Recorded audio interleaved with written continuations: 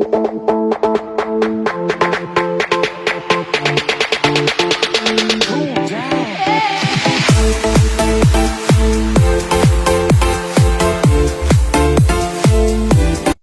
un lindo y maravilloso día. Les saluda afectuosamente Eliseo Muñoz Mena. Sean bienvenidas y bienvenidos a su programa Tempo Iuri Humanorum, Tiempo de los Derechos Humanos. En esta ocasión hablaremos acerca de las garantías para la protección de los derechos humanos previstas en los artículos 14 y 16 de la Constitución Política Mexicana. En tal sentido, es importante recordar que las garantías para la protección de los derechos humanos son aquellos requisitos, restricciones, exigencias u obligaciones previstas en la Constitución y en los tratados internacionales de los que el Estado mexicano sea parte, que están destinadas e impuestas principalmente hacia las autoridades. Es decir, las garantías para la protección de los derechos humanos tienen como destinatarias las autoridades del Estado mexicano. ¿Cuáles son estas autoridades? Las autoridades de la Federación, de las entidades federativas, de la Ciudad de México, de los municipios y de las demarcaciones territoriales, ya sea en el ámbito o en su función ejecutiva, en su función legislativa, en su función jurisdiccional, incluso los órganos constitucionales autónomos. En general, todo ente o toda persona que ocupe un cargo público. Pues bien, estas autoridades tienen ineludiblemente el deber, la obligación de cumplir con las garantías para la protección de los derechos humanos cuando estas autoridades, en el ámbito de sus competencias y de sus atribuciones, lleven a cabo actos de autoridad, lleven a cabo omisiones, incluso cuando emitan normas de carácter general o también cuando emitan actos de naturaleza negativa. Pues bien, es importante comentar que la doctrina y la jurisprudencia distingue entre actos privativos de los derechos humanos y entre actos de molestia. Pues bien, los actos privativos de los derechos humanos tienen su fundamento o se relacionan con el artículo 14, párrafo segundo de la Constitución Política de los Estados Unidos Mexicanos, que a la letra dice que nadie podrá ser privado de la libertad o de sus propiedades, posesiones o derechos, sino mediante juicio seguido ante los tribunales previamente establecidos en los que se cumplan las formalidades esenciales del procedimiento y conforme a las leyes expedidas con anterioridad al hecho. Pues bien, de la redacción de este artículo 14, párrafo segundo, se advierte que a nadie se le va a poder privar, dice el artículo 14, de su libertad, de sus propiedades, de sus posesiones o de sus derechos, salvo que las autoridades del Estado mexicano cumplan con las garantías para la protección de los derechos humanos. Es decir, dicho de otra manera, está prohibido la afectación a la libertad, propiedades, posesiones o derechos de una persona, salvo que se cumplan con las garantías precisadas en el artículo 14, párrafo segundo. Ahora bien, como he comentado, el artículo 14, párrafo segundo, se relaciona o se fundamenta, como hemos mencionado, con los actos privativos de los derechos humanos. Al respecto, la doctrina y la jurisprudencia mexicana refieren que los actos privativos son aquellos actos, aquellas acciones, aquellas conductas por parte de las autoridades del Estado mexicano que tienen como finalidad la disminución, el menoscabo, la suspensión definitiva o la privación de los derechos del gobernado. se habla incluso de una supresión definitiva de nuestros derechos, de determinadas categorías de derechos, dentro de los cuales, por ejemplo, no se encuentra el derecho humano a la vida. Ahora bien, entonces, estos actos privativos entrañan propiamente una afectación total y definitiva en nuestra esfera de derechos, incluso de determinadas categorías de derechos humanos. Dentro de los actos privativos podemos mencionar los decretos de expropiación, la pena de prisión, el remate y adjudicación de bienes, el procedimiento de extinción de dominio, la clausura definitiva de un establecimiento mercantil, de una empresa, de una industria, la cancelación o revocación de licencias, permisos o concesiones, la destitución o cese de un agente de la Policía Federal, por ejemplo, la deportación o repatriación de extranjeros, entre otras acciones. Bueno, pues todo este catálogo de actos que acabo de mencionar, podríamos decir que constituyen un ejemplo de lo que podemos o de lo que conocemos o lo que se denomina por la doctrina y la jurisprudencia como actos privativos. Si nosotros advertimos una pena de prisión, pues prácticamente afecta el derecho humano a la libertad. Un remate y adjudicación de bienes, pues tiene por efectos privarnos del derecho humano a la propiedad. Una extensión de dominio, en el mismo sentido, afecta total y definitivamente la propiedad. Si hablamos de la clausura definitiva de un establecimiento, pues también afecta nuestro derecho humano al trabajo. Pues bien, el artículo 14 dice que cuando una autoridad lleve a cabo un acto privativo de nuestros derechos humanos, como mencionamos, a la libertad, a la propiedad, entre otros, estos actos privativos tendrán que sujetarse a estas garantías previstas en el artículo 14, párrafo segundo. ¿Cuáles son estas garantías? Podríamos decir que de manera genérica son 4 garantías. Estas son la de juicio previo, es decir, antes de que se nos prive antes de que se emita en nuestra contra un acto privativo de nuestros derechos humanos, deberá agotarse previamente un juicio, es decir, desde que se presenta la demanda o se inicia el proceso o procedimientos, se desahogan todas las etapas procesales y finalmente se dicta una sentencia. Es decir, solamente mediante una sentencia o resolución definitiva se podrá privarnos, se podrá generar un acto privativo. Ahora bien, aunado a esta garantía de juicio previo, se suma la de formalidades esenciales del procedimiento. Es decir, no basta con que se desahogue todo el juicio, sino habría que sumarle que ese juicio deberá desahogarse conforme a las formalidades esenciales del procedimiento.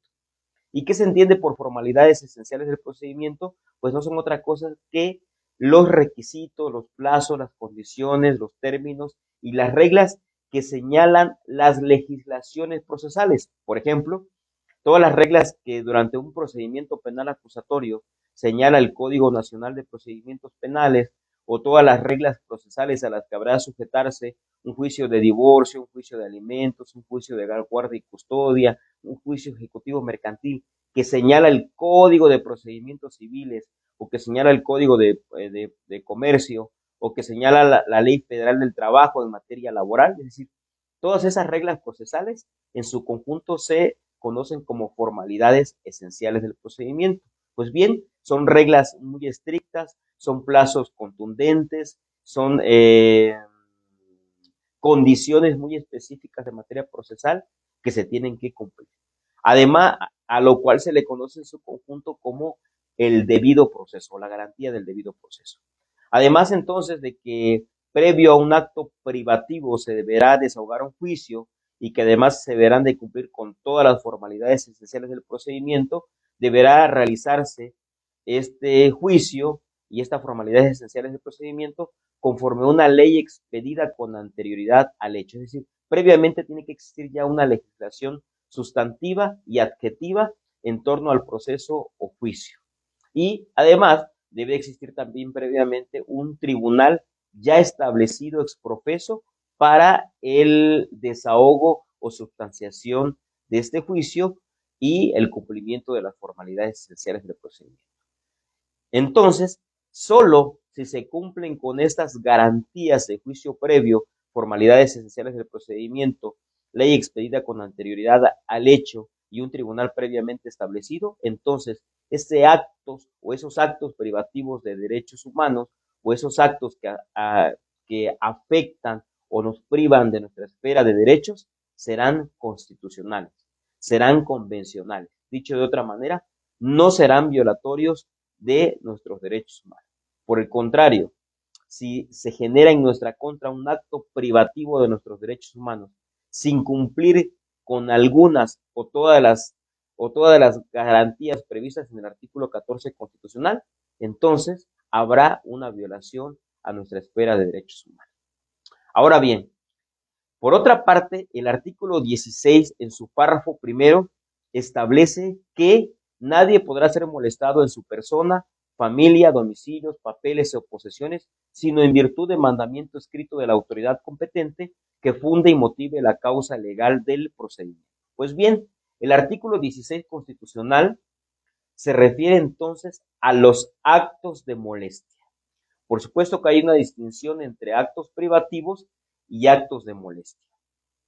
Cuando hablamos nosotros de actos de molestia, se refiere que hay una afectación en nuestra esfera de derechos, pero la restricción es de manera provisional y preventiva. Es decir, que son actos que tienen como finalidad proteger determinados bienes jurídicos. Entonces, la afectación es únicamente temporal, es por un tiempo determinado muy breve, y la afectación en nuestra esfera de derechos humanos es parcial. Estos actos de molestia, como bien lo señala el artículo 16 constitucional, se refieren a cualquier acto de molestia que se genere en nuestra persona, en nuestra familia, en nuestros domicilios, en nuestros papeles y en nuestras posesiones. Pues bien, dentro de los actos de molestia que nosotros podemos mencionar en el ámbito jurídico, se encuentra la prisión preventiva.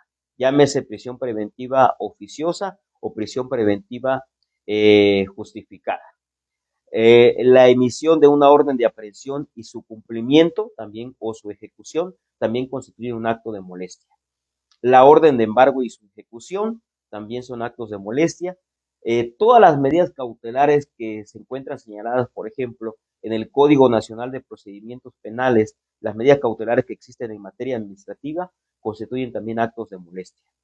El auto de vinculación a proceso, el corte del suministro de agua potable, las visitas domiciliarias o de inspección sanitaria, el arresto administrativo, las medidas de protección o de restricción que se emiten en contra de una persona, por ejemplo, tratándose de las previstas en la ley de acceso a las mujeres a una vida libre de violencia. Todos estos actos son actos de molestia. Y al ser actos de molestia, implica entonces una afectación temporal y parcial en nuestra esfera de derechos humanos, por un tiempo muy breve, y en los actos de molestia, pues propiamente lo único que se requiere, es decir, las garantías que tienen que cumplir las autoridades del Estado mexicano cuando emitan actos de molestia, es que exista un mandamiento escrito. Es decir, que el acto de molestia, si hablamos de la orden de aprehensión, la multa, la medida cautelar, por citar un ejemplo, debe de constar por escrito. Pero además de que conste por escrito este acto de molestia, también debe estar expedido por autoridad competente. En este sentido, esa autoridad competente, aquella autoridad que tiene las facultades expresas en un ordenamiento legal, en un ordenamiento jurídico, para emitir el acto de molestia de que se trate. Por ejemplo, una multa dentro de las calles de una ciudad no la puede emitir, por ejemplo, una autoridad federal. como tampoco un agente del tránsito municipal puede multar a una persona en una carretera federal, por mencionar un ejemplo. Además, el acto de molestia, la orden de embargo, la visita domiciliaria, la orden de aprehensión, la medida cautelar, la prisión preventiva, debe de estar fundada, es decir, se debe expresar cuál es el artículo, el inciso, la fracción, el párrafo, el nombre de la ley que prevé ese acto de molestia. Y finalmente, los actos de molestia también deben de estar motivados. Esto es, que se señalen los razonamientos lógicos y jurídicos que sustenten el acto de molestia. Es decir, que exista una adecuación entre los hechos aducidos, los hechos que motivan el acto de molestia y la norma aplicable, es decir, que haya una adecuación entre el hecho y la hipótesis normativa. Pues bien, nuestro sistema jurídico mexicano señala que en tratándose de actos privativos se deben de cumplir con las garantías previstas en el artículo 14 constitucional y en tratándose de actos de molestia se deben de cumplir con las garantías previstas en el artículo 16 constitucional. No obstante, es importante puntualizar que tratándose de actos privativos también le aplican las reglas o las garantías de los actos de molestia. Es decir, para que se emita, por ejemplo, una pena de prisión o, o una sentencia donde se ordene el remate y adjudicación de bienes, esta sentencia deberá emitirse pues, hasta que se agote todo el juicio, que se cumplan todas las formalidades esenciales del procedimiento, conforme a una ley expedida con anterioridad al hecho y ante un tribunal previamente establecido, pero además esta sentencia deberá constar por escrito o en medio digital, si fuese el caso. Entonces deberá existir un mandamiento escrito, deberá estar dictada por autoridad competente, deberá estar fundada y deberá de estar motivada. Pues bien, hasta aquí agotamos las garantías previstas en los artículos 14 y 16 de la Constitución Política Mexicana, que se refieren a actos privativos de nuestra esfera de derechos y a actos de molestia en nuestra esfera de derechos. Pues bien, con esto doy por terminada esta charla y nos veremos en la próxima cápsula en la que hablaremos de las garantías previstas en los artículos 17 constitucional y 20 apartado B y apartado C de la Constitución Política de los Estados Unidos Mexicanos. Esto es, artículo 17, las garantías de acceso a la justicia o de tutela judicial efectiva, así como la que se relaciona con los mecanismos alternativos de solución de controversias en el mismo 17 constitucional, y en el artículo 20, apartado B, las garantías de toda persona sujeta a un procedimiento penal, es decir, indiciada, imputada, procesada y o sentenciada. Y en el artículo 20, apartado C, hablaremos de las garantías de las víctimas. Pues bien, agradezco mucho su tiempo. Los invito entonces a ver la siguiente cápsula y por supuesto a ver la presente. Que tengan un lindo y maravilloso día. Nos vemos en la próxima cápsula.